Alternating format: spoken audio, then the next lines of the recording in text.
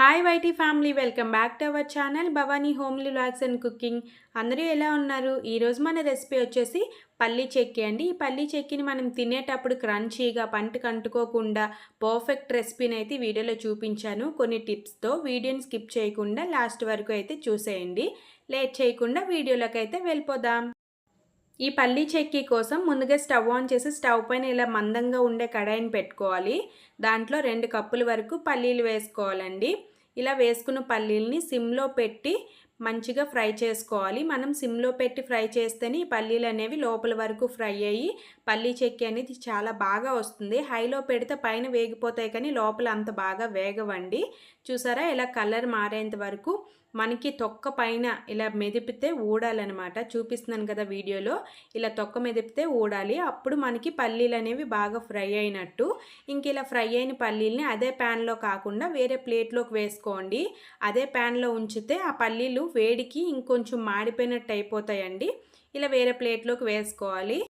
ఇప్పుడు అదే కడాయిని మళ్ళీ స్టవ్ మీద పెట్టుకొని 2 కప్పులు పల్లీలకి 2 కప్పులు బెల్లం వేసుకోవాలి. 2 కప్పులు అంటే ఫుల్గా కాదండి. ఒక కప్ ఏమో ఫుల్గా తీసుకొని ఇంకో కప్పుకి కొంచెం తగ్గించి వేసుకోండి. అప్పుడు మనకి కరెక్ట్గా సరిపోతుంది బెల్లం అనేది. చూసారా, వీడియో క్లిప్లో చూపిస్తున్నాను కదా బెల్లం.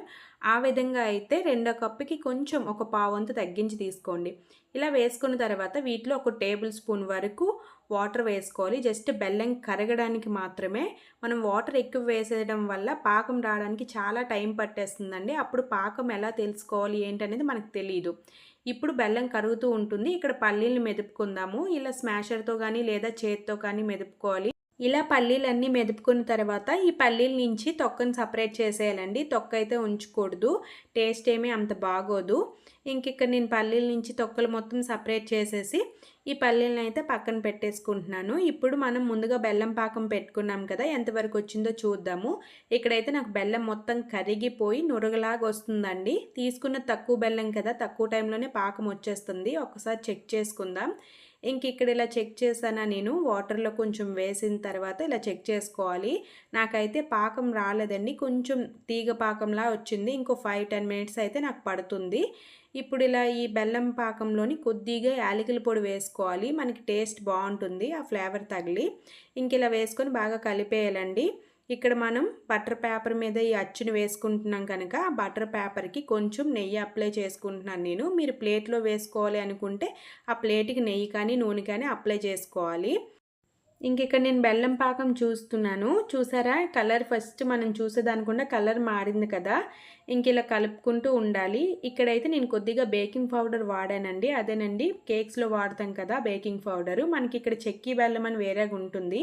అదైతే ఈ బేకింగ్ పౌడర్ అవసరం లేదండి. నేను తీసుకున్న నార్మల్ బెల్లం కనుక ఇక్కడ నేను ఈ బెల్లంలో బేకింగ్ పౌడర్ అయితే వేశాను. ఇక్కడ పాకం చెక్ చేసుకుంటే నాకు పాకం అయితే వచ్చింది. ఇలా కొద్దిగా వాటర్లో వేసి మనం ఆ ప్లేట్కి కొడితే టంగ్ టంగ్ మన సౌండ్ వస్తుందండి. అలా వస్తే మనకి పల్లీ చెక్కి పాకం అనేది రెడీ అయిపోయినట్టే. దీంట్లో అయితే పల్లీలు మనం ముందుగా మెదిపి పెట్టుకున్న పల్లీలను వేసేయడమే. ఇలా పల్లీలన్నీ వేసేసిన తర్వాత స్టవ్ ఆఫ్ చేసుకొని ఈ పల్లీలు బెల్లం పాకం అంతా కలిసేలాగా బాగా కలుపుకోవాలి.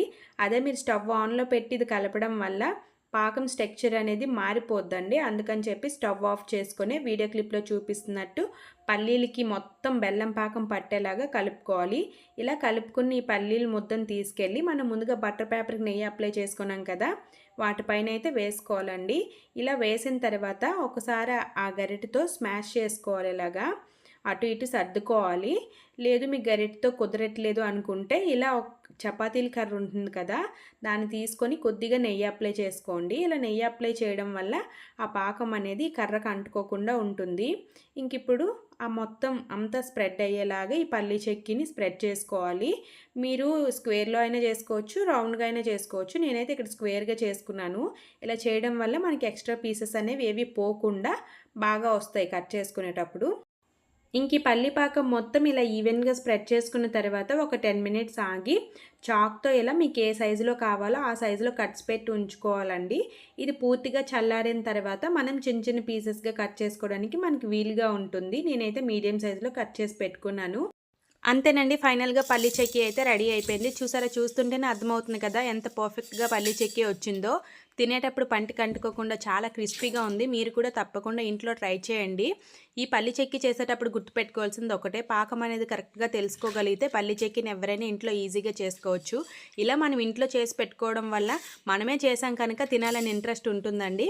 అంతే ఈ వీడియో. వీడియో నచ్చితే ప్లీజ్ లైక్ చేసి, షేర్ చేసి మన ఛానల్‌ని సబ్స్క్రైబ్ చేసుకోండి మరిన్ని వీడియోస్ కోసం.